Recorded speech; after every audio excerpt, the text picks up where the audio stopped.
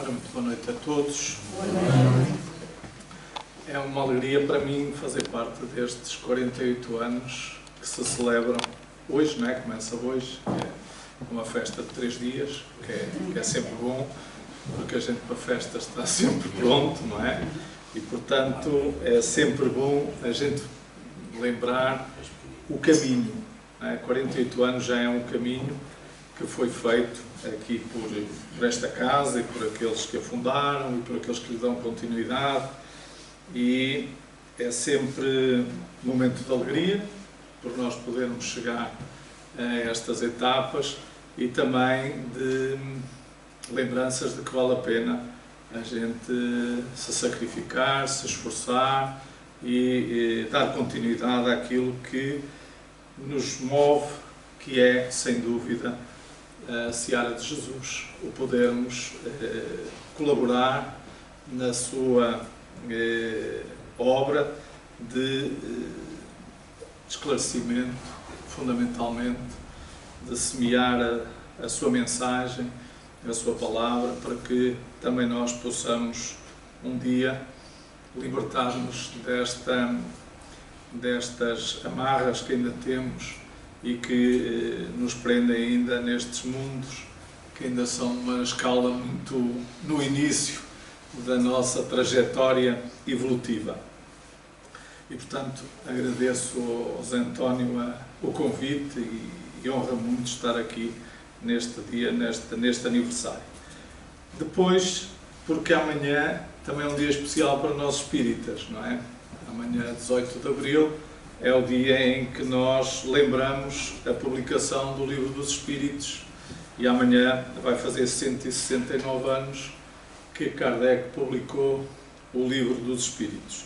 E, portanto, eu acabei por escolher este tema também por causa da data em que nós nos encontramos. E falar da transição planetária, porque é importante que nós tenhamos consciência dos momentos que o planeta atravessa, não é? E que a gente tem acompanhado, infelizmente, nos noticiários, não é? Mas que não começaram hoje e também não vão terminar já. Portanto, como qualquer modificação, isto tem um período, não é? E esta transição planetária já se iniciou aqui há uns séculos atrás, como iremos ver, e vai ainda prolongar-se por muitos anos. Nós estamos, de alguma forma, a fazer parte, não é, desta etapa de transformação desta nossa casa, que é a Terra. A Terra já passou por outros momentos também de transição. A Terra já foi um planeta primitivo e passou para um planeta de provas e expiações.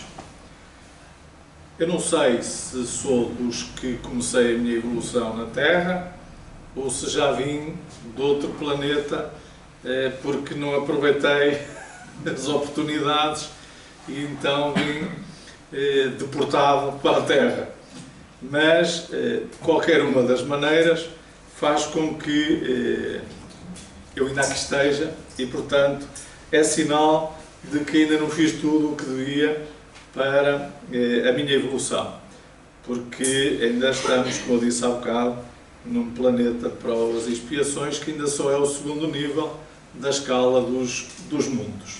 E, portanto, Emmanuel, no livro A Caminho da Luz, situa mais ou menos essa transição do mundo primitivo para o mundo de provas e expiações, mais ou menos por a altura em que o homem descobriu a agricultura. Um bocadinho depois desses tempos, quando as primeiras civilizações despontavam no crescente fértil, ou naquela zona da Mesopotâmia, como nós conhecemos, e, portanto, Egito, Pérsia, Fenícia, toda aquela região suméria, portanto, toda aquela região que anda agora em conflitos. E, portanto, nessa altura, vários espíritos vieram de um outro planeta que ia passar para o mundo de regeneração, que é o que está a acontecer agora com o nosso planeta. E como não tinham condições morais para lá continuar, vieram para a Terra, que iria iniciar então um mundo de provas e expiações. E, portanto, eles vinham com muitos conhecimentos, e isso ficou patente na nossa história, por essas civilizações que surgiram naquela época e que depois vieram a dar origem mais tarde a outras civilizações que são as que nós vivenciamos atualmente.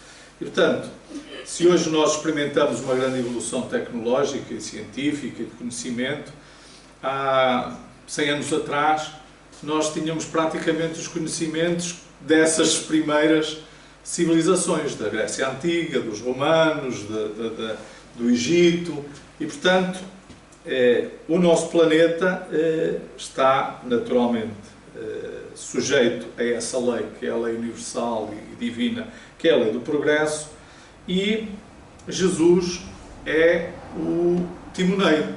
Portanto, Jesus é quem governa o nosso planeta e, portanto, ele sabe como é que se vai processar toda esta transição e como é que nós vamos passar a mundo de regeneração. E o que vai acontecer com a Terra foi o que aconteceu com Capela naquela altura.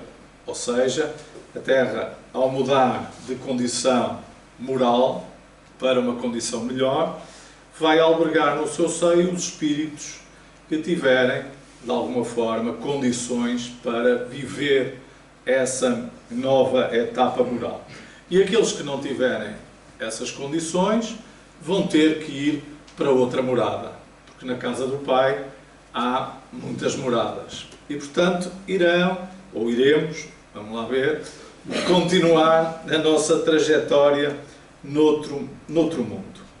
Nós sempre tivemos, naturalmente, ajuda do mundo espiritual. Portanto, a nossa evolução, o nosso progresso, tem tido sempre o amparo e as bênçãos da espiritualidade. No passado, nessas épocas que eu falei, não é? Surgiu a ideia do Deus único, não é? Que surgiu ali na zona da Suméria com Abraão e que depois nós vamos ver que os judeus vão adotar essas ideias e depois vimos os profetas, vimos Moisés, vimos toda essa corte de espíritos que vieram ensinar-nos a nos comportar, não é? A nos educarmos e a vivenciarmos de alguma maneira sem ser de uma forma tão bárbara e tão materialista. E o desenvolvimento dos sentimentos, não é, que nós fomos fazendo à medida que fomos reencarnando, não é, para além dos instintos que já trazemos por sermos seres ligados à própria matéria, à própria vida animal, digamos assim, nós fomos desenvolvendo estes sentimentos e fomos desenvolvendo naturalmente as virtudes e também fomos desenvolvendo aquilo que são as nossas paixões, os nossos defeitos. E é isso que faz de nós aquilo que nós somos, esse conjunto de virtudes e de imperfeições que ainda temos. E Jesus vem, há mais ou menos 2000 anos, não é, como nós sabemos, trazer-nos um ensinamento mais profundo do que aquele que o Moisés e os profetas haviam trazido. E, a determinada altura da vida de Jesus, ele encontra-se no Monte das Oliveiras com 4 discípulos, Pedro, João, Tiago e André, e esses discípulos estão a contemplar o templo de Jerusalém e a grandeza desse tempo. E Jesus vai dizer que não vai sobrar pedra sobre pedra daquela construção que eles estão a ver. E é quando ele faz este sermão, que vem, pelo menos em 3 dos Evangelhos, conforme ali está, Mateus, Marcos e Lucas, e aponta, de alguma forma, um conjunto de acontecimentos que iriam passar-se na humanidade. Este sermão ficou também conhecido como o Pequeno Apocalipse, porque Jesus faz uma previsão de acontecimentos que não são bons, não é? Que são, de alguma forma, catastróficos.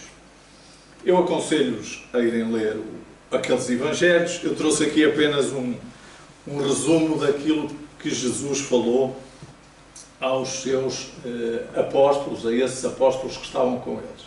Ele fez vários alertas e alguns avisos, não é? De que nessa época iriam surgir falsos cristos, iriam surgir aqueles que iam dizer que eram, não é, o Cristo, que eram Jesus, que iria haver guerras e rumores de guerras, que ia haver terremotos, que ia haver fome, que ia haver pandemias, que ia haver, que as nações iriam se levantar contra nações e reinos contra reinos, que viriam também muitos profetizar, mas que seriam falsos profetas, que iam haver eventos surpreendentes, mas terríveis, e que os seguidores de Jesus iam ser perseguidos e que muitos iam abandonar, iam desertar, digamos assim, por falta de fé. E depois diz, alguns no meio deste sermão, que isso só se iria passar depois que a mensagem de Jesus tivesse sido propagada por todo o mundo. E, portanto, muitos, noutras passagens, não é, vão questionar Jesus de quando é que esses tempos surgirão, e ele vai dizer que nem ele sabe, não é? Só o Pai é que saberá. Isto para dizer o quê? Que é natural que no processo evolutivo dos mundos haja períodos onde as transições, as transformações, sejam acompanhadas por verdadeiras convulsões. E essas convulsões, naturalmente, que nos mundos atrasados, como ainda é a Terra, são acompanhadas por estas manifestações, por estas situações. Nós, atualmente, vivemos algumas destas coisas que aqui estão, não é? Mas também no século passado vivemos situações destas. Portanto, nós não podemos, de alguma forma, dizer que agora, não é que vai surgir todo este apocalipse, digamos assim, e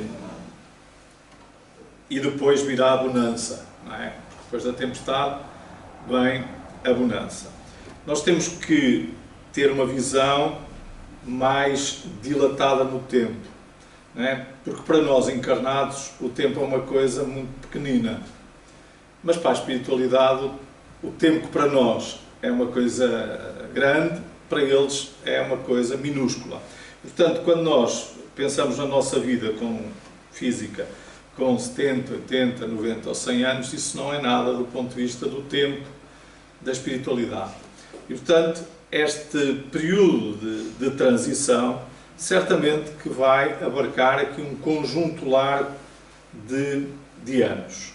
E ao longo desses anos vão-se ver estas situações que Jesus, de alguma forma, profetizou e previu.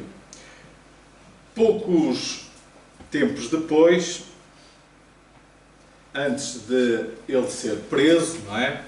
Na última ceia, ele também fez outra promessa, digamos assim. Ele, quando informava os seus apóstolos, os seus discípulos, de que estaria para breve a sua partida e que ele iria deixá-los, não é? Eles, de alguma forma, perturbaram-se com essa notícia. Certamente queriam que Jesus continuasse junto deles por mais tempo.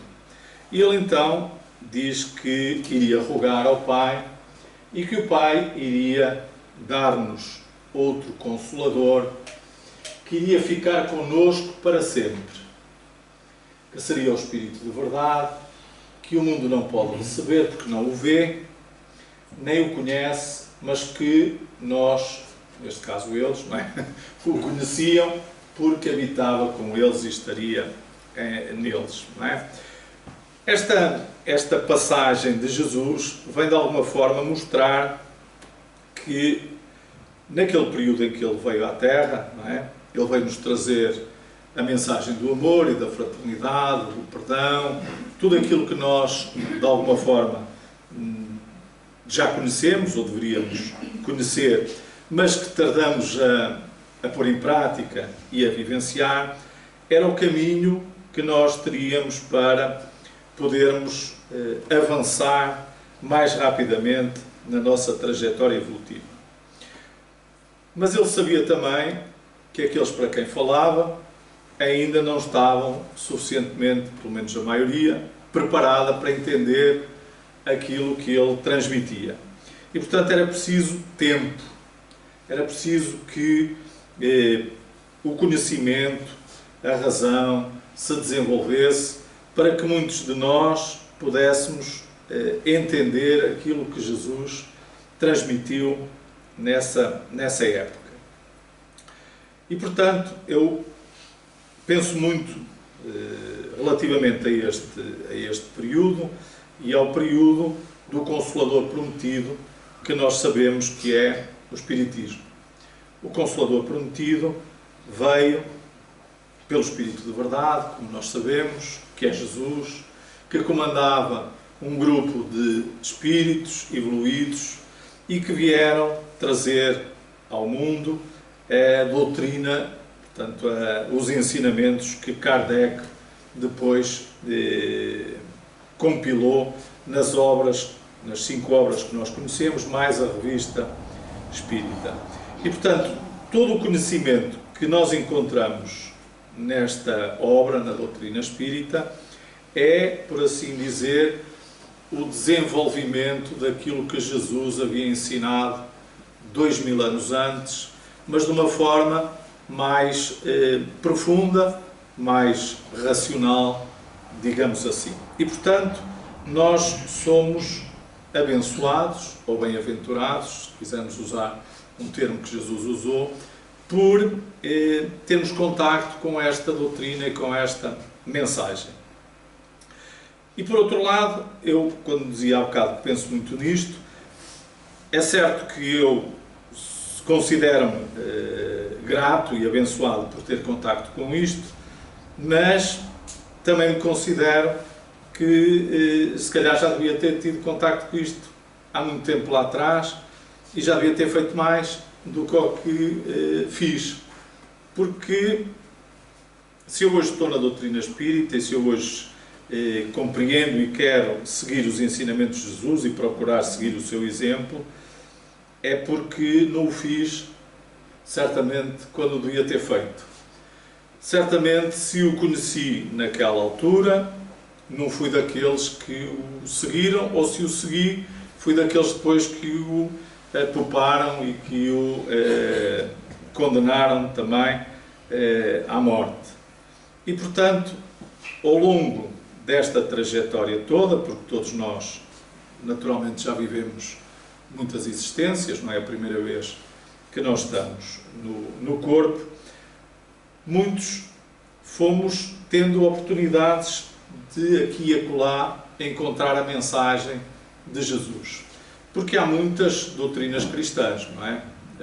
E, portanto, nós, certamente, que se nos identificamos com a mensagem de Jesus é porque ela não é nova para nós. É porque nós já ouvimos essa mensagem há mais tempo, noutras épocas.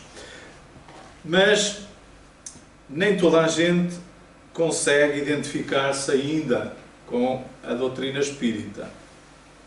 Porque a doutrina espírita só tem 169 anos, não é? Faz amanhã 169 anos, é muito pouco tempo.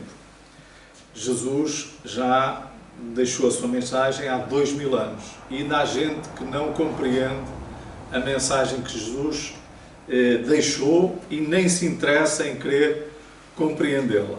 Portanto, a mensagem de há 169 anos para cá é uma coisa muito nova, não é? Muito recente. E por isso é difícil para muitas pessoas entender conceitos como a reencarnação, entender conceitos como a lei de causa e efeito, a justiça de Deus, como é que funciona o livre-arbítrio e essas coisas. E portanto é preciso tempo. E Kardec também sabia isso, não é? Kardec, quando vai compilar a doutrina espírita, que é o Consolador Prometido, quando nós nos dedicamos ao estudo da doutrina espírita, nós vamos perceber que a espiritualidade deixou a Kardec mais ou menos também o roteiro daquilo que iria acontecer com o espiritismo. Ou seja, se nós precisarmos de 1857 anos depois da mensagem de Jesus, não é? Mais ou menos, não é tanto, porque Jesus morreu mais ou menos no ano 30, mas foi mais ou menos isso. Para vir então o Consolador Prometido esclarecer todas as coisas, nós vamos precisar de tempo para amadurecermos essas ideias e vivenciá-las. Não vamos é ter 1800 e tal anos para o fazer. Vamos ter menos tempo. Porque também não precisamos. Porque também não precisamos. Se nós já entendemos ou já aceitamos a mensagem que Jesus nos ensinou, nós agora só temos que percebê-la melhor de acordo com aquilo que a espiritualidade nos veio trazer por intermédio dessa falange do Espírito da Verdade, comandada por Jesus. Então eu procurei aqui, nos próximos slides que vou apresentar, trazer algumas informações que estão na doutrina espírita e que nos falam precisamente do papel do espiritismo, não é? Que foi aquilo que eu propus, não é? Qual é o papel do Consolador Prometido, que é o espiritismo, nesta transição. Quando é que a transição mais ou menos se inicia e como é que ela se irá, de alguma forma, processar. Então nós vamos encontrar na Revista Espírita de 1863 um artigo que se chama Período de Luta. E nesse período de luta, Kardec diz-nos como é que o espiritismo vai evoluir, digamos assim, ao longo do tempo. Ele vai precisar de vários períodos para que seja aceite, digamos assim, e para que os seus aspectos possam ser entendidos e compreendidos pela globalidade, digamos assim, da humanidade. Então, o primeiro aspecto do espiritismo surgiu com os fenómenos, não é? Com os fenómenos das mesas girantes. Os fenómenos das mesas girantes surgiram em vários locais, não é? Não foi só em França. Em França ficou popularizado, mas também usou na Inglaterra, também usou nos Estados Unidos e, portanto, esse primeiro período foi o período da curiosidade. Foi trazer a espiritualidade, trouxe aquele fenómeno para despertar consciências, para que as pessoas percebessem que há mais qualquer coisa para além da vida física, do mundo material. E depois, com o lançamento do Livro dos Espíritos, não é, que amanhã nós celebramos, começou o segundo período, que foi o período filosófico. Esse período filosófico teve uma duração relativamente curta, não é? Cerca de 4 anos. Quando nós estudamos a obra do Livro dos Espíritos, não é? Que foi lançada primeiro com 501 questões e depois na sua segunda edição foi alargada para 1019, sendo que quando nós contabilizamos são 1018, porque há lá uma vírgula na numeração de uma pergunta, nós vemos que aquele livro é um tratado de filosofia. E por isso este segundo período ser o período filosófico. Ele vai nos trazer, o Livro dos Espíritos, tudo aquilo que nós, de alguma forma, necessitamos para entender de onde vimos, para onde vamos, o que estamos aqui a fazer, Deus, o universo, o Espírito, as leis morais. Portanto, está tudo neste livro. Só que está tudo de uma forma extremamente condensada, não é? Quando a gente lê pela segunda, ou pela terceira vez, ou pela quarta, por aí fora, as mesmas respostas às mesmas questões, nós encontramos sempre nuances diferentes. Porque aquelas respostas encerram tanto conhecimento que nós, à medida que também vamos adquirindo esse conhecimento, nós vamos encontrando na resposta mais aspectos que antes não tínhamos visto. A seguir veio o período de luta. O período de luta ficou marcado com o Auto da Fé de Barcelona, quando queimaram uma série de obras da doutrina espírita em praça pública e que ocorreu no dia 9 de outubro de 1861. Nessa época começou um grande combate contra a doutrina espírita, fundamentalmente por outras religiões que, de alguma forma, não aceitaram a comunicabilidade dos espíritos e tomaram o espiritismo como obra do diabo, e que para muita gente ainda é isso que é a doutrina espírita. Depois entrou-se no período religioso. E neste período religioso nós vamos encontrar no livro sobre Allan Kardec, publicado por Zeus Van Til e pelo Francisco Thyssen, que foi presidente da Federação Espírita Brasileira, nós vamos encontrar esta explicação que eu coloquei ali, que é: o período religioso é o período em que os espíritas cristãos apresentam o espiritismo como ele é, na sua mensagem cristã e renovadora do espírito humano. Ou seja, deixamos de olhar para a doutrina espírita como um aspecto filosófico e transpusemos a doutrina espírita como um aspecto religioso, ou seja, trazendo de novo a mensagem de Jesus, os seus ensinamentos. Foi um período em que se formaram casas espíritas, a doutrina se espalhou, as células dessas casas espíritas começaram com atividades de evangelização e por aí fora, e portanto foi quando se criou, por assim dizer, esta rede, digamos assim, que é se formos usar as terminologias atuais deste networking, não é? Que é, as casas espíritas começaram a trabalhar umas com as outras e a divulgar a doutrina e a mensagem de Jesus. E este período religioso foi um período com muitos anos, está bem? Ou seja, passou o século XIX, entrou no século XX e percorreu todo o século XX para este estabelecimento e fortalecimento da doutrina espírita. Nós vamos, quando olhamos ao movimento espírita, nós vamos perceber que a grande maioria do movimento se assenta no Brasil e em Portugal, não é? Temos certamente casas espíritas espalhadas por todos os países do mundo, mas em Portugal e no Brasil nós temos muito mais movimento espírita, digamos assim.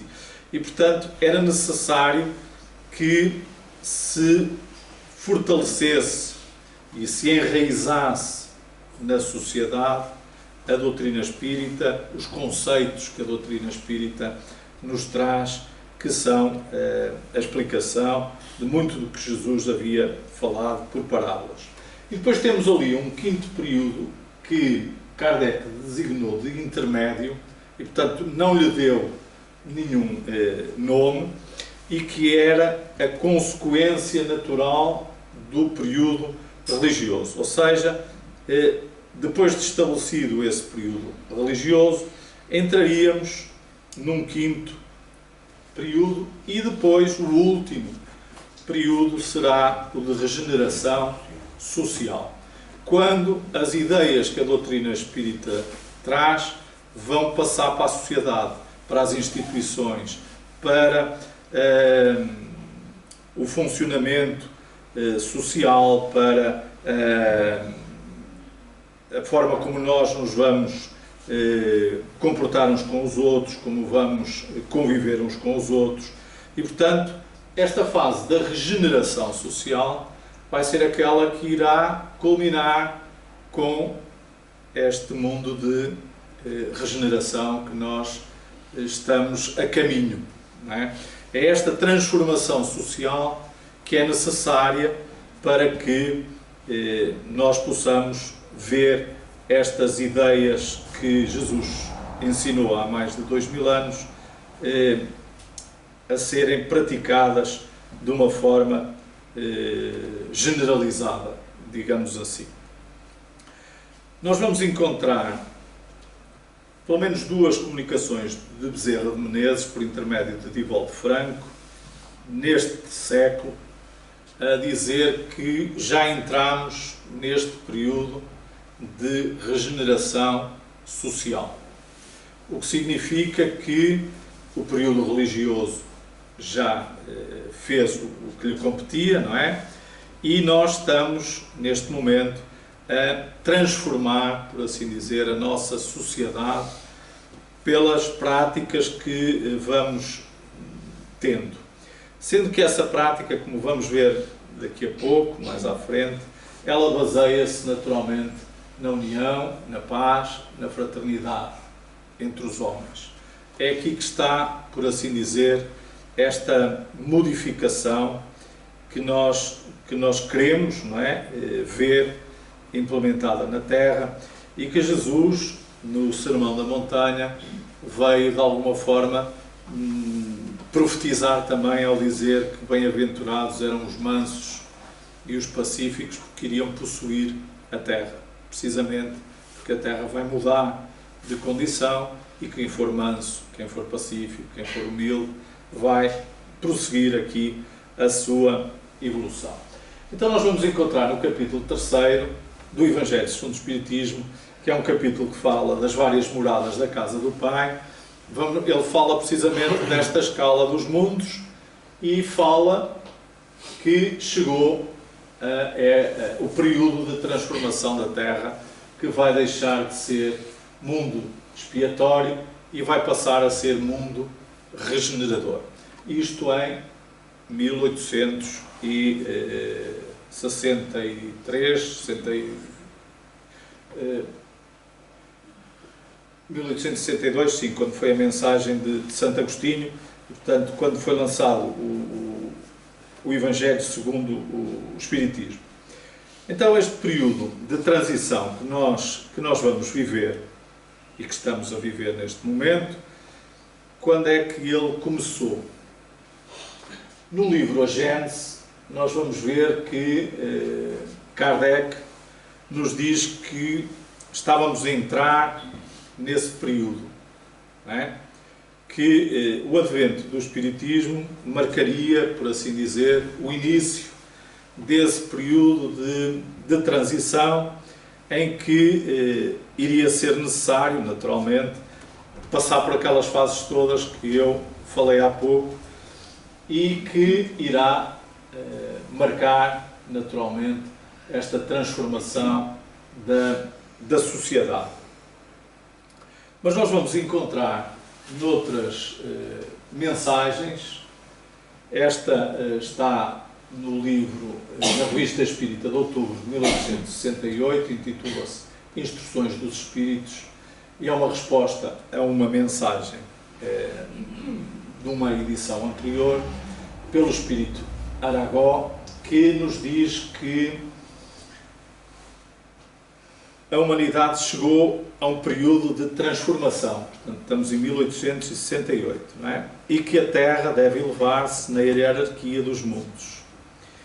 E que a realização desta transformação obedece, naturalmente, a uma das leis do universo, que nós sabemos que é a lei do progresso. Portanto, tudo está sujeito à lei do progresso, que é uma lei divina, e portanto os mundos também não estagnam, não estão sempre no mesmo nível, eles também progridem e nós íamos passar para uma nova etapa.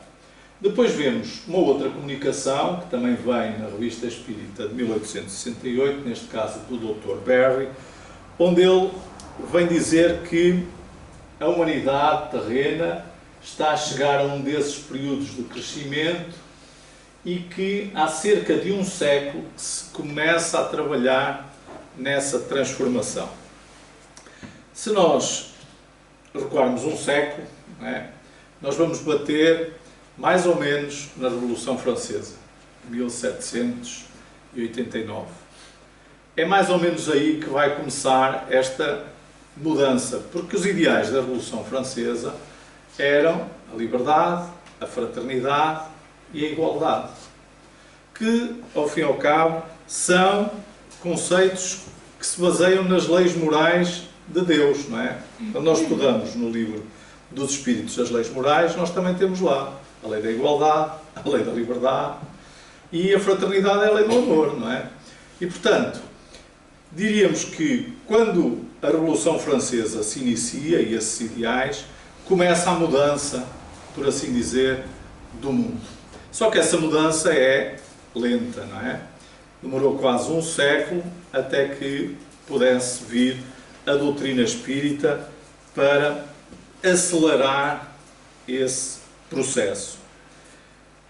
É no período que se abre que se verá florescer o espiritismo e que dará os seus frutos.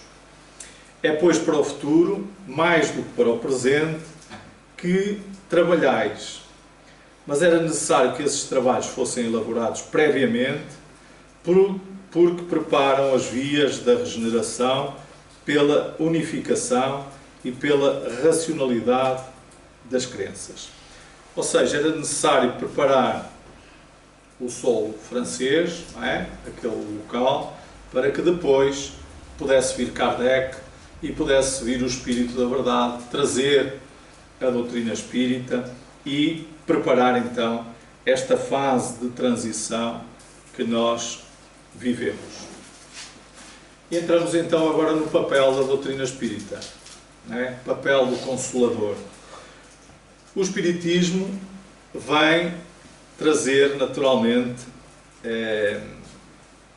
a ferramenta para que nós possamos mudar este mundo. Mas nós não vamos mudar este mundo se não nos mudarmos a nós. E esse é que é o objetivo do Espiritismo. O Espiritismo é a mensagem que vai permitir que cada um de nós se mude, se modifique para melhor. E é só isso. O papel do Espiritismo é que cada um de nós se modifique. Se nós hoje aceitamos aquilo que a doutrina espírita nos ensina, e se no final nós não mudarmos nada em relação ao início, quando tomámos conhecimento da doutrina espírita, o Espiritismo não fez nada, não surtiu efeito, não resolveu nada. Portanto, o papel do Espiritismo é o papel que cada um de nós vai fazer com este conhecimento, com esta informação. E esta informação, ela vem para que nós nos tornemos pessoas melhores. Se nós nos transformarmos em pessoas melhores, o mundo também vai se transformar num mundo melhor. Então, não vai acontecer aqui um salto milagroso e de repente vamos passar do mundo que conhecemos, não é, que está agora de pantanas, para um mundo pacífico, sereno, fraterno, solidário, se nós não nos modificarmos. E naturalmente que Jesus sabe disso. Mas também não pode continuar à espera que a gente se modifique ao nosso ritmo. Porque já passaram 2000 anos, mais ou menos, e nós continuamos quando digo nós, estou a falar na humanidade, não é? Na humanidade em geral. Continuamos muito distantes daquilo que são as palavras de Jesus e os ensinamentos que Ele nos trouxe. E continuamos numa competição acérrima, numa vivência consumista, materialista, como se a vida material, a vida física, fosse a principal, fosse a única, e que não descortinamos ainda o reino dos céus. Porque o reino dos céus não é um lugar como muita gente pensa. O reino dos céus é um estado de alma, é um estado de espírito, que nós temos que conquistar pelo nosso esforço, pela nossa transformação. E por isso, muitos ainda pensam que podem comprar o reino dos céus, que podem chegar ao reino dos céus cumprindo um conjunto de rotinas ou de rituais ou de promessas, às vezes, como se Deus negociasse connosco. Não é nada disso. Portanto, nós vamos ter esse reino de Deus quando nós o criarmos dentro de nós próprios. E para isso, nós temos que conhecer muito bem aquilo que Jesus nos ensinou e que a doutrina espírita vem esclarecer, e temos que vivenciar isso. Portanto, também não chega só nós conhecermos os ensinamentos, porque no tempo de Jesus, muitos religiosos sabiam de trás para a frente os textos, não é? Bíblicos, aqueles livros todos, as escrituras, sabiam de trás para a frente. Como hoje, muitos religiosos também sabem de trás para a frente, e espíritas também sabem de trás para a frente. O problema não é saber, o problema é se a gente já usa ou não esse conhecimento na nossa vida.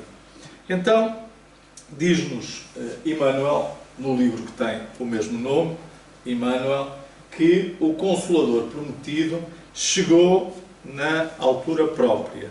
Porquê? Porque a humanidade já tinha as bases para poder entender aquilo que os Espíritos nos vinham transmitir. E os Espíritos, não é? Esta pleiade de Espíritos que esteve envolvido na codificação, não é? Que nos veio trazer todos estes ensinamentos, todas estas mensagens, não foi de férias, não é? Teve ali de 1857 até 1869, quando o Kardec desencarna, e depois, pronto, já fizemos a nossa parte, agora vocês arranjem-se. Não.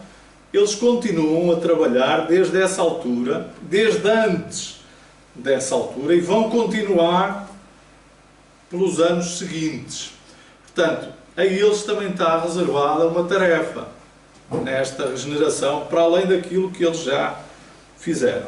Então, é necessário que nós aproveitemos esta informação, não é? A doutrina espírita, tudo aquilo que ela nos esclarece, para que nós possamos modificar a nossa maneira de ver a vida, de ver o mundo, e depois, no final, a tal regeneração social, de mudar, de destruir os elementos apodrecidos na reorganização do edifício social. É preciso mudar a forma como nós vemos a vida e como nos vemos uns aos outros.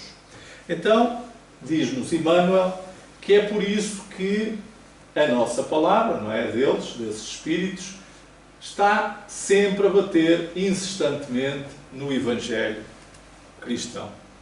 Não há outra forma de nós nos melhorarmos que não seja conhecer a mensagem de Jesus e vivenciar essa mensagem.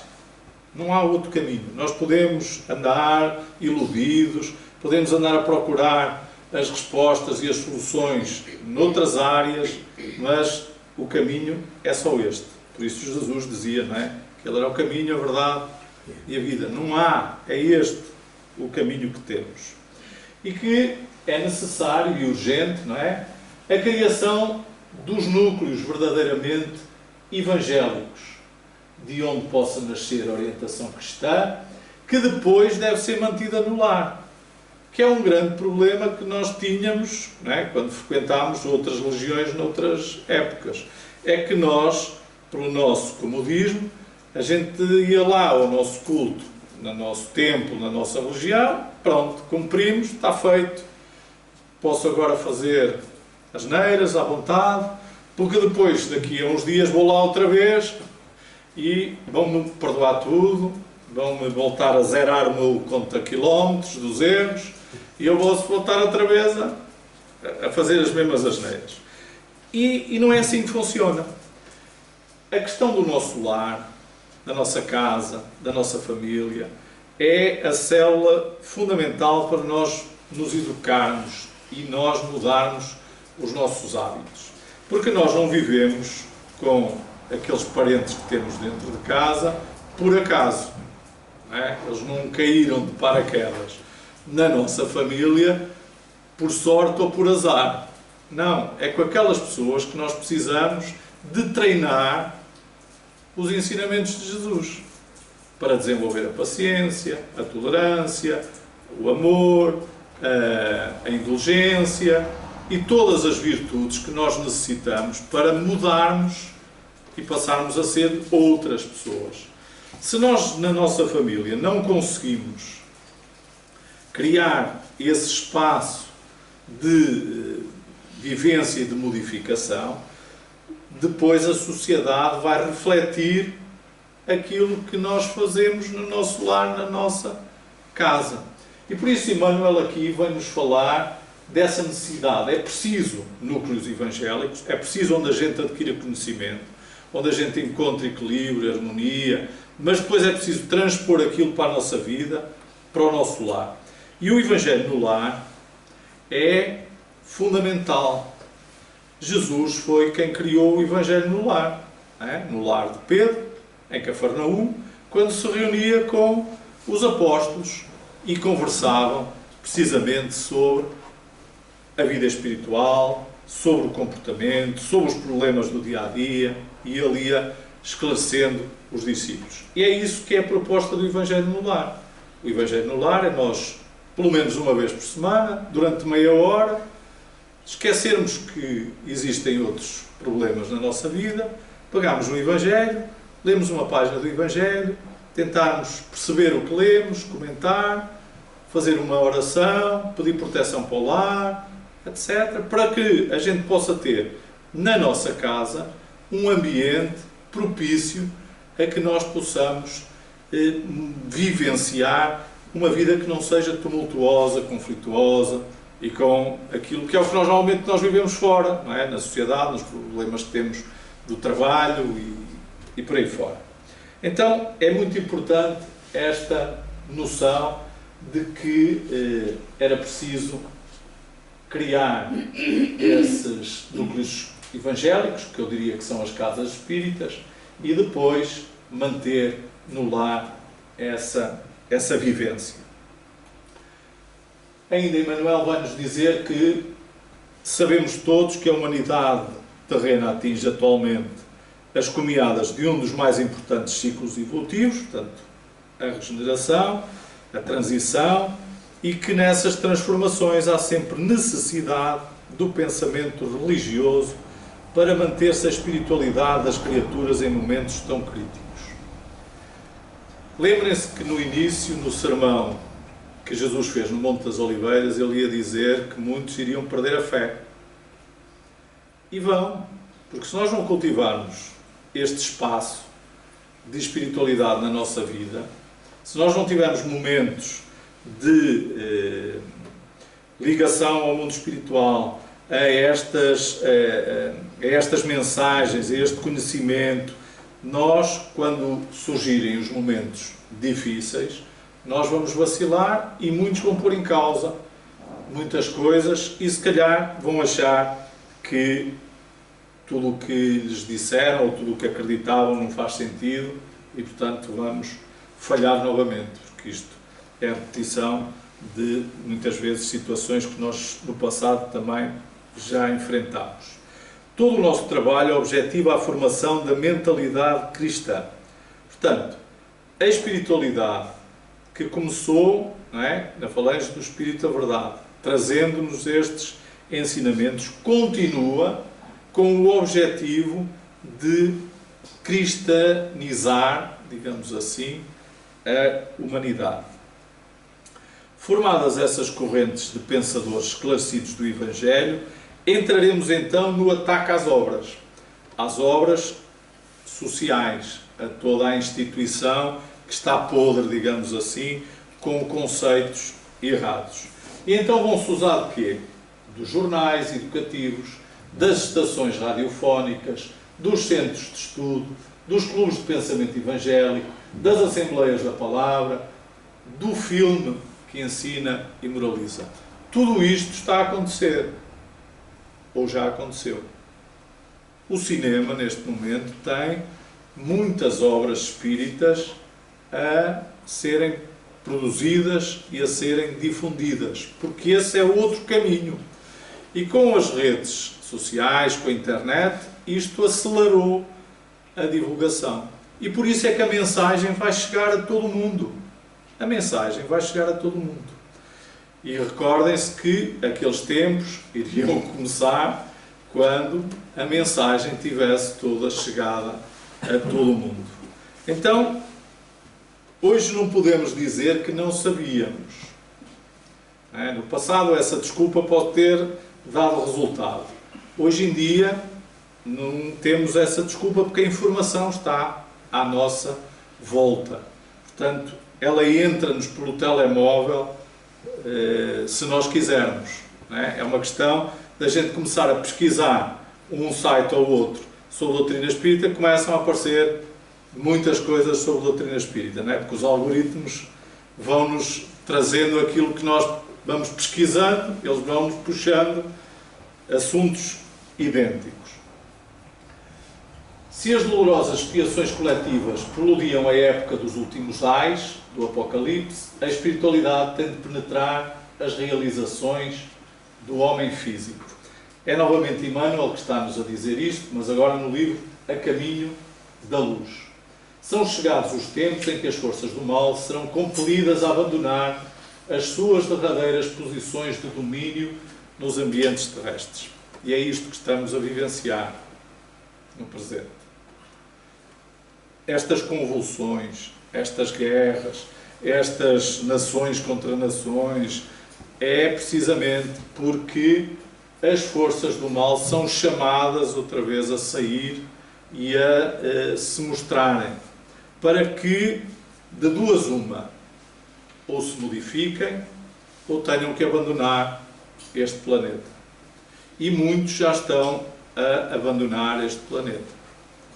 Muitos espíritos atrasados, não é? Que ainda se comprazem na maldade, já estão a ser retirados para mundos de expiação e provas, que é onde vão continuar a sua evolução. E outros ainda lhes está a ser dada a oportunidade de poderem cá continuar se modificarem, se arrependerem, se modificarem.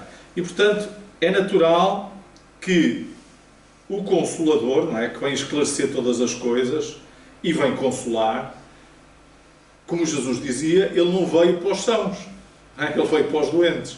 É natural que isto também venha para estes espíritos ainda muito atrasados. E eles precisam de reencarnar novamente para poder ter contacto com estes ensinamentos. E nós estamos a vivenciar estas situações. Então a Terra, como aquele mundo longínquo da capela, ver-se ao livre das entidades endurecidas do mal. Capela era um mundo, não é? Que passou a mundo de regeneração, como eu disse há pouco. E aqueles que não tinham condições vieram para a Terra. Está-se a passar exatamente o mesmo na Terra que se passou em Capela. Aqueles que vão ter condições para cá continuar, vão cá continuar. Os que não vão ter, vão para outro mundo, que seja um mundo de expiação e provas. Nós não andamos para trás na evolução, está bem? Estes espíritos que já estão no mundo de expiação e provas não vão para um mundo primitivo, vão para um mundo que é compatível com a sua evolução. A fraternidade deverá ser a pedra angular da nova ordem social. Voltamos aqui à Gênese. Ou seja, é preciso que o Espiritismo renove a sociedade, as instituições, para que a fraternidade seja o sentimento primordial. E eu tenho pensado como é que a gente desenvolve a fraternidade. Não é? Porque a fraternidade é aquilo que Jesus nos ensinou, que é fazer aos outros o que gostaríamos que os outros nos fizessem a nós. Ou seja, é fazer a caridade, não é? Porque a gente, se tem alguém que precisa e que nós podemos ajudar, nós também, se estivéssemos do outro lado, iríamos gostar que também nos ajudassem a nós, não é? E esta caridade está a ser, de alguma forma, estimulada por estas situações todas que nós estamos a vivenciar. Nunca o mundo foi tão solidário como é agora. Nunca as pessoas se juntaram tanto em apoio àqueles que estão a passar privações, dificuldades. Então é necessário que a gente tenha estes problemas, não é? Estas guerras, estes conflitos, para que a pandemia, por exemplo, para que a gente aprenda a ser solidário uns com os outros. Para que isso possa ser hábito na nossa vida. Para que depois de retirarmos esses problemas, nós continuemos a ser solidários e fraternos e possamos viver uns para com os outros. Não é? Então, esta fraternidade deve ser apoiada numa base inquebrantável que é a fé. Mas a fé não pode ser algo que a gente não consiga entender. Porque se a gente não compreende porque é que deve ter determinado comportamento ou determinada atitude, quando surgirem os momentos em que a nossa fé vai ser testada, nós não vamos ter um alicerce, uma fundação segura, forte, para nos sustentar. E nós vamos vacilar e vamos pôr em causa as coisas. Então, como dizia Kardec, não é? Nós não temos que temer aquilo que os outros possam vir a descobrir, porque a fé raciocinada é aquela que enfrenta, não é? Tudo. Enfrenta tudo de uma forma racional. E se houver alguma coisa que esteja em contrário com aquilo que o Espiritismo diz, nós deixaremos isso e seguiremos isso. São as palavras, mais ou menos, do Kardec, não é? Mas é preciso que a gente perceba que aquilo está contra aquilo que o Espiritismo esclarece e professa. Então é muito importante que a gente conheça a doutrina espírita. E nós não vamos conhecer a doutrina espírita apenas ouvindo palestras. Temos que estudar. Não é? Eu sei que essa palavra faz comichão a muita gente. Não é? Mas é preciso estudar. É preciso ler. É preciso ir à procura do conhecimento. É preciso dialogar.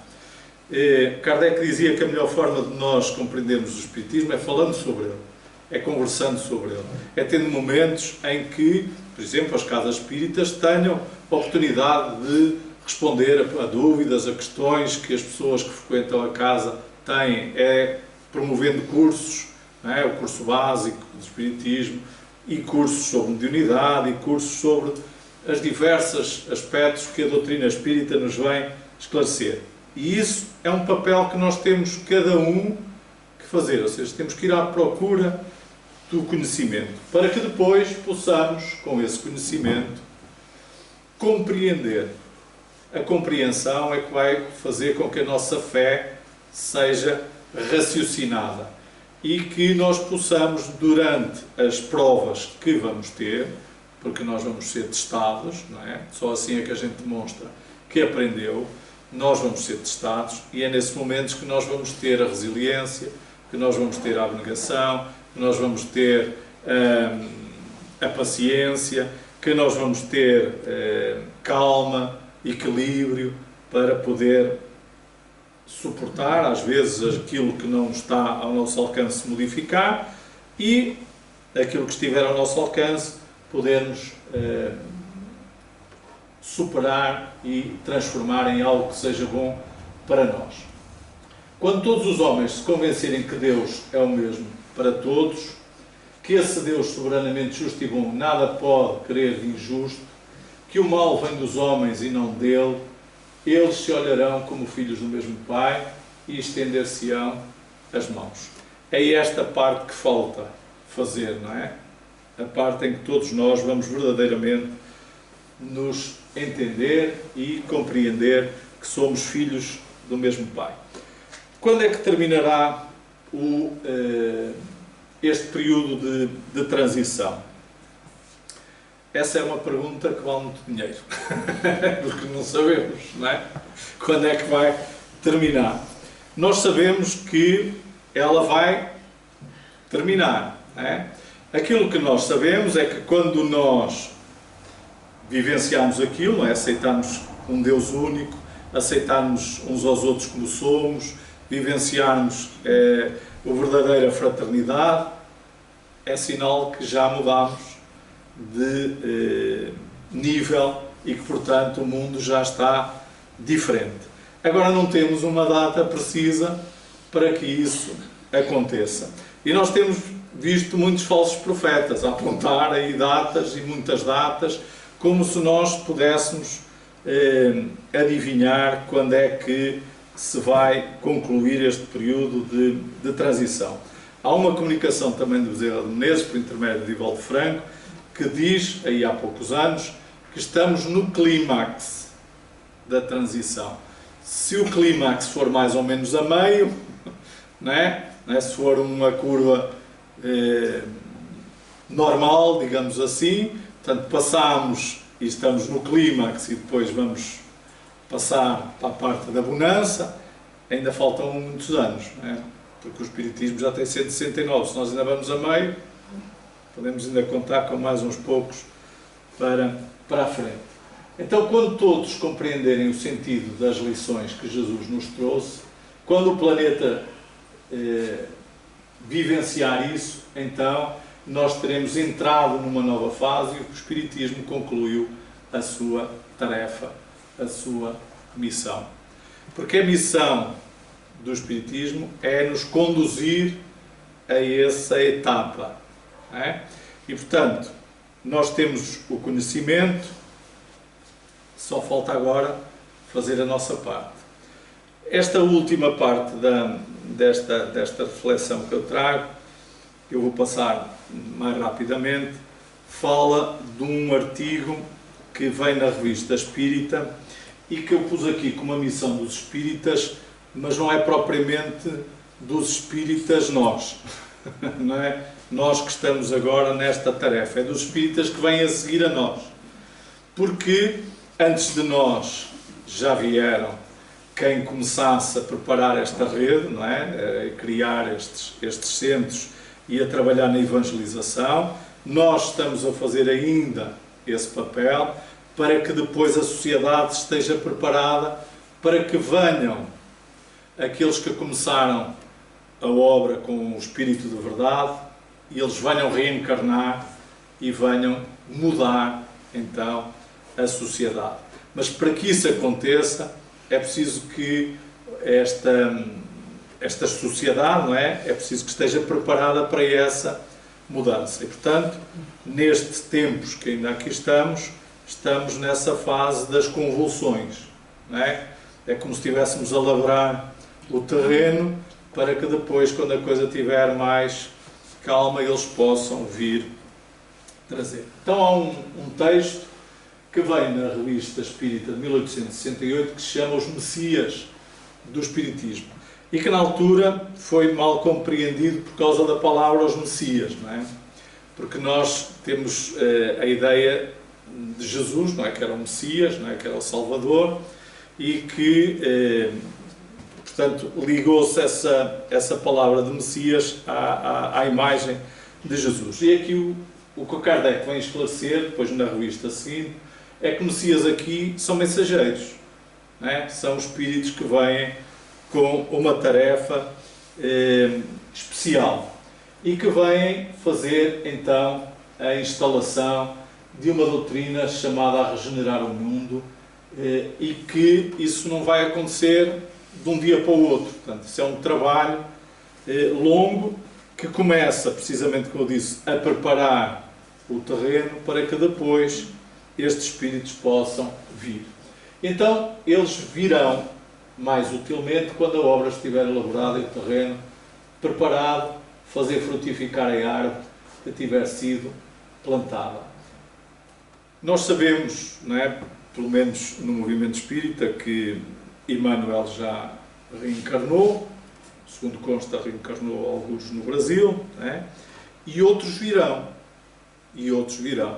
Joana de Ângeles, Francisco de Assis, Santo Agostinho, todos os espíritos que tiveram de alguma forma ligados com o Espírito da Verdade, com a transmissão desses ensinamentos, eles virão novamente para ajudar o mundo nessa transformação. Aqui é a justificação precisamente de que Messias é um missionário, é alguém que vem com uma missão, que vem com uma tarefa específica, que é uma tarefa que não pode estar sujeita à falha, não é? Porque todos nós muitas das vezes também temos missões nas nossas vidas e falhamos. Mas estas são entregues àqueles que não falham, como aconteceu com Kardec, não é? O que os distingue é que para uns a missão ainda é uma prova, não é? Isto é a diferença entre os espíritos simples missionários e os messias, não é? Enquanto para uns eles vêm com a missão e podem falhar, para estes não.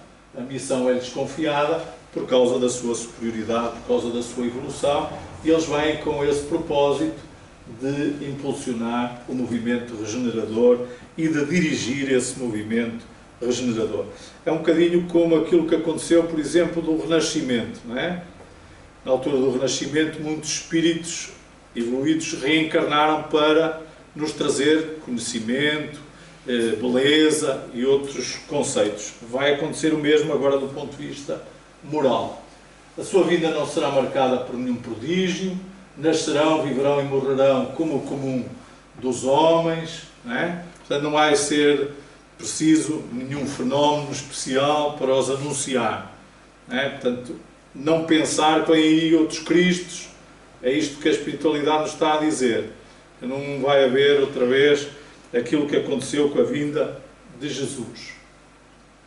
Serão grandes homens entre os homens, grandes espíritos entre os espíritos e que marcarão naturalmente a passagem por causa da sua evolução, não é? Daquilo que eles já são em termos de moralidade e em termos de inteligência.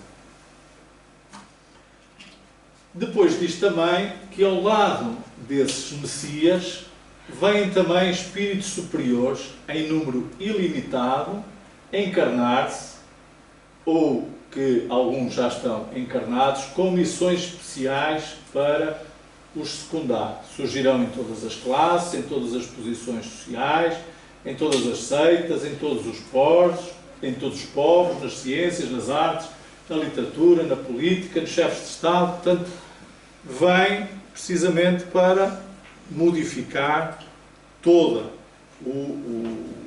a sociedade e a forma como a sociedade se organiza e os valores que a sociedade ainda tem. Sendo o Espiritismo o principal elemento regenerador, importava que o instrumento estivesse pronto quando vierem os que dele devem serviço. É o trabalho que se realiza neste momento. Ou seja, o que nós estamos a fazer é preparar a vinda destes espíritos para que eles possam, então, depois deixar essas mudanças.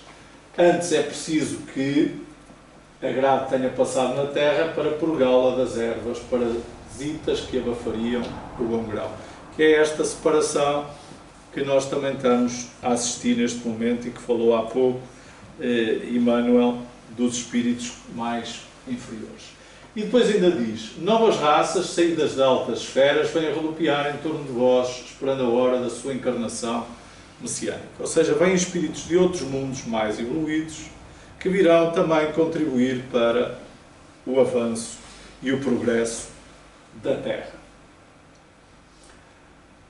A lei da solidariedade, da família passou aos habitantes dos Estados, para em seguida conquistar a terra inteira. É bela essa lei da solidariedade universal, porque nela se encontra esta máxima sublime: todos por um e um por todos. Faz lembrar alguma coisa lá de França, para voltarmos outra vez à Revolução Francesa, portanto, fechar o ciclo. Começou lá e deixamos aqui, então, aquilo que deve ser o exemplo que devemos aplicar nas nossas vidas. Então, para terminar, o que é que eu deixo aqui como aspectos importantes que nós temos que ter em atenção? Cuidado com os falsos cristos, cuidado com aqueles que apregoam coisas que vai acontecer isto e aquilo e aquilo outro e vai ser assim e assado. Portanto, tudo o que eu trouxe aqui hoje é codificação, Revista Espírita, Kardec, e foram 2 livros de Emmanuel, A Caminho da Luz e Emmanuel. Depois, que é importantíssimo conhecer o Evangelho e vivenciá-lo. É esse o caminho que temos para a nossa modificação.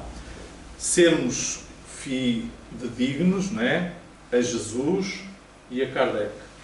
Porque no passado já adulterámos tanta coisa que Jesus nos ensinou, que agora é a altura de seguirmos aquilo que é a verdade que ele nos trouxe e que Kardec foi, por assim dizer, o discípulo que reuniu essa informação. Depois, esta máxima que Jesus também nos deixou: vigilância e oração. É preciso nós vigiarmos muito bem os nossos pensamentos, as nossas ações, para não fazermos nada que depois a gente se arrependa, e a oração, porque é a ferramenta mais útil que nós temos para podermos ligar-nos ao mundo espiritual superior. Depois, perseverança e coragem, porque os tempos vão nos pôr à prova. E, portanto, esta fidelidade a Jesus também precisa da nossa perseverança naquilo que acreditamos e naquilo que que temos a certeza que é o caminho. Depois, o trabalho de modificação interior, que é o papel do Espiritismo. O papel do Espiritismo é a nossa mudança, a nossa modificação para melhor. E para isso temos que desenvolver a nossa fé e confiar. Confiar em Deus. Deus não faz nada que não seja para o nosso bem. Tudo o que nos acontece é para o nosso bem. Porque Deus é bom e é justo. E, portanto, as coisas que nos acontecem não podem acontecer porque Deus estava distraído. Bem? Se Deus permitiu que aquelas situações se deparassem na nossa vida, é porque aquilo é bom para nós de alguma maneira. A gente tem que encontrar o aspecto positivo que temos que tirar das adversidades que vão surgindo.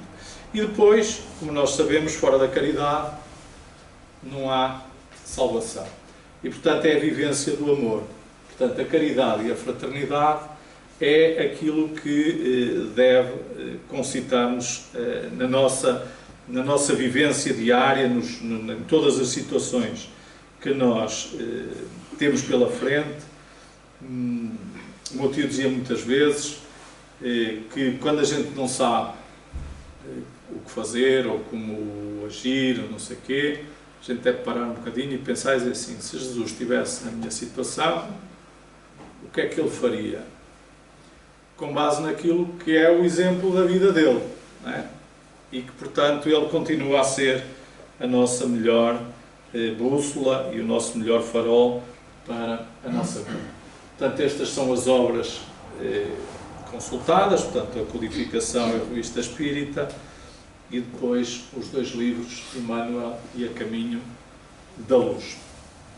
E para terminar, deixo aqui uma mensagem de uma amiga espiritual lá da casa, que nos diz muitas das vezes, quando se comunica connosco, que nós temos que ter o Evangelho na mão e Jesus no coração. Que esse é o lema, é a bandeira que nós devemos seguir e que nos deve nortear. E queria agradecer então a atenção de todos. E desculpem Obrigado. por me ter esticado.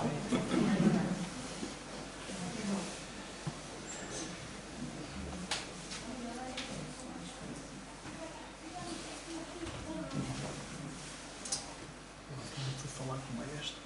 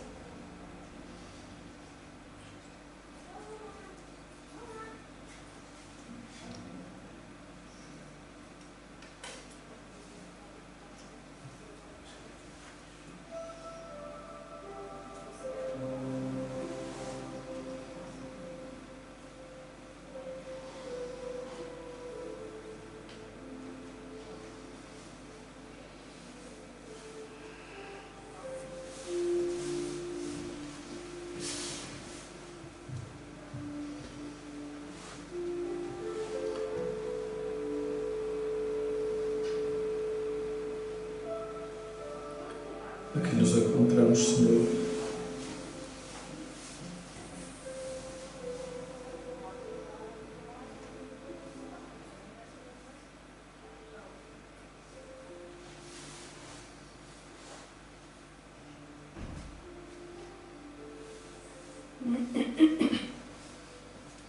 Nesta casa que é tua,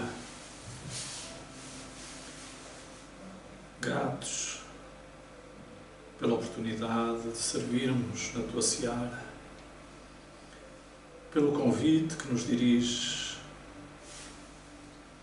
a podermos conhecer-te melhor, a podermos levar a tua mensagem a todos aqueles que necessitam, que a buscam, por podermos receber as bênçãos que os teus mensageiros nos dão em tantos momentos da nossa vida. Por continuares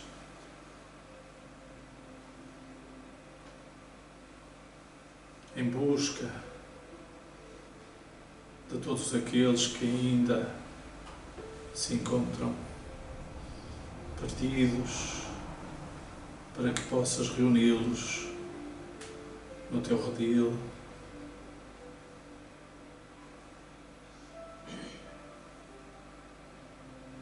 Te agradecemos pela vida, te agradecemos por esta existência, pelas oportunidades de repararmos as nossas faltas,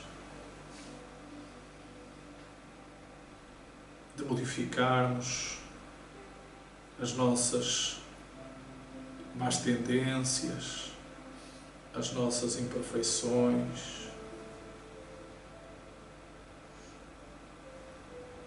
Te agradecemos pela companhia dos nossos guias, do nosso anjo guardião, que nos procura estimular à prática do bem, que nos procura estimular ao trabalho, ao esforço que é necessário para que nós possamos vencer essas nossas más inclinações. E te rogamos, Senhor, que nos continues a amparar e a abençoar neste dia e nos dias que se seguirão. Te pedimos agora, Senhor, que permitas à espiritualidade amiga que aqui se encontra, que eles possam continuar a tarefa que já iniciaram há algum tempo, esta parte, quando nós aqui chegamos, quando nós nos despreocupamos dos nossos problemas, da azáfama do dia-a-dia, e fomos procurando concentrar-nos nos teus ensinamentos, e eles foram aproveitando esses momentos de serenidade, de receptividade de cada um de nós, para nos tratar no nosso corpo espiritual,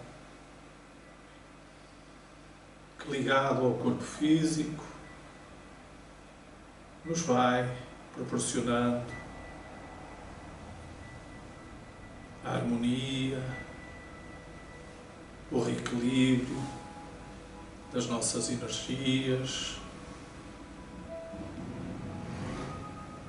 E por isso te pedimos, Senhor, que a espiritualidade possa derramar sobre todos nós que aqui nos encontramos esses fluidos salutares, essas bênçãos que desse mundo maior são trazidas para nós, porque elas nos fortaleçam o nosso ser, para que elas melhorem os problemas por que passamos, em especial os problemas de saúde, mas também que essas energias, que esses fluidos nos possam trazer serenidade, confiança, paz, coragem, para prosseguirmos esta nossa caminhada. Que nós possamos sair daqui com a nossa fé revigorada, convictos de que Tu, Senhor, és o caminho, de que a Tua mensagem é a verdade e que nós a queremos pôr em prática na nossa vida, para que a nossa vida tenha um propósito e um significado maior. E no final possamos regressar ao nosso lar, à nossa pátria espiritual, felizes e alegres por vermos que aproveitamos a oportunidade que nos destes.